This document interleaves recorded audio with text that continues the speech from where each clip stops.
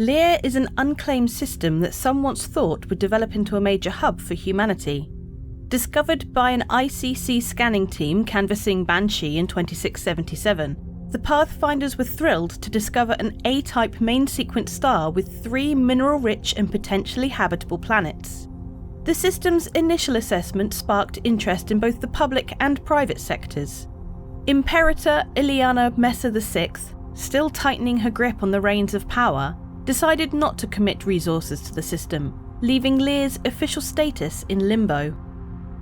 Small-time miners still went in droves. Many of them didn't come back. Strange stories circulated, and the system soon had a bad reputation both for danger and for its lack of basic services. There was only one settlement with any kind of longevity in the system. Located on the second planet, the settlement of Leir was a nexus of shiftless travellers, greedy miners, fugitive criminals, and cold mercs looking to make a cred. Though the settlement was subsequently wiped out by the terraforming process, the name had been so firmly established in the public imagination that it became synonymous with the entire system. In 2743, Galla Messa IX decided to capitalise on the still unclaimed system and opened the floodgates of commercial progress.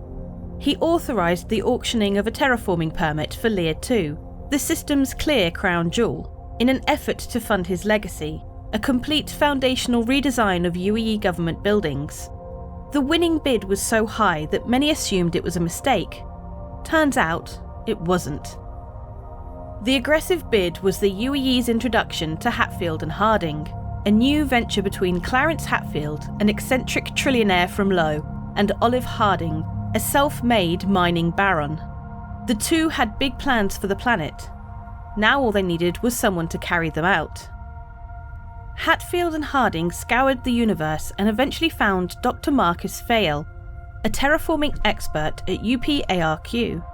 His peers subsequently described him as brilliant, charismatic, and ideal for the position. Dr. Fayle secured the job by the end of his initial interview. Once operations began, Dr. Fayle established Leir II's first terraforming colony atop the planet's largest mineral motherlode. It wasn't long before a clandestine mining operation was up and running. For years, Dr. Fayle hid the operation from Hatfield and Harding and funneled the profits to himself and a close cadre of associates who oversaw the operation. No one knows exactly when, but the stress of overseeing a massive terraforming project and hiding an illegal mining operation got to Dr. Fayle. In 2803, the Hatfield and Harding Board of Directors named Dr. Fayle the company's Employee of the Year. He declined an offer to receive the award in person, and instead sent a vid to the banquet. In it, Dr. Fayle consistently repeated the phrase, purity of purpose, and spoke in grandiose terms about the world I am creating. No one batted an eye though. According to multiple banquet guests, Dr. Fayle was hard to hear over the roar of company board members, who were more focused on advancing their own inebriation than hearing Dr. Fayle. On May 3rd, 2812, the company abruptly lost all communication with their operations on Leir II. A few hours later, a looped message was broadcast from the planet. Dr. Fayle, dressed all in white, stood in the foreground while rows of workers stood in perfect order behind him. He announced that the planet's purification was accomplished, but control of it would remain in his hands. He spoke at length about humanity's hubris and declared his intention to separate his believers from the rest of society. Dr. Fayle ended by declaring his intentions were peaceful, but that his followers would defend the planet to their death if anyone attempted to overthrow their authority. Hatfield and Harding were furious. The company had been hemorrhaging money for decades and were in desperate need of a revenue stream. Quietly, they scrounged together credits and hired mercs to retake the planet. Archival records would later reveal that the company's executives doubted the workers would stand with Dr. Fayle when push came to shove. They had no idea how wrong they were. Though no one knows exactly what happened the day the mercs struck, scattered comms between them paint enough of a picture. The invading forces entered atmosphere and landed to find the population centre deserted, only to be ambushed after they separated into teams to search for Dr. Fayle. The attack was designed to draw the mercs away from their ships and allow the craft to be taken intact. Some believe those ships constitute the backbone of the fleet that still patrols and protects the planet to this day. Word of the failed operation spread fast, and Hatfield and Harding were brought before a Senate subcommittee to discuss the events. Investor confidence plummeted along with their stock price. It wasn't long before the company folded and the fate of Leir 2 was left in Dr. Fayel's hands. Meanwhile, the UAE kept their distance since the system was officially unclaimed. Hatfield and Harding's attempt to retake the planet only proved that the residents were willing to fight to the death to protect their new home. And after only recently ousting the Messers from power, the UAE had no stomach to use military force to impose their will upon more people. To this day, many have theorised, but little is truly known, about Dr. Fayel's tactics to convince the workers to stand by him for this grand experiment. Some believe it was decades of masterful information manipulation and brainwashing. Others have wondered if some unknown event triggered a mass psychosis upon the workers operating in an extremely stressful environment. Records turned over by Hatfield and Harding did show that no workers had requested to leave the planet in the project's final 5 years. It is unclear whether everyone truly believed Dr. Fayel, or whether dissenting voices were imprisoned or faced a worse fate. Following the Merc invasion, Dr. Fayel and his disciplines were effectively cut off from the rest of the universe, earning the name that is still used to describe them, the Outsiders. So the Leir system has subsequently languished. It doesn't receive updated infrastructure and still lacks traditional trade routes and opportunities, all of which makes Leir one of the most fascinating systems around.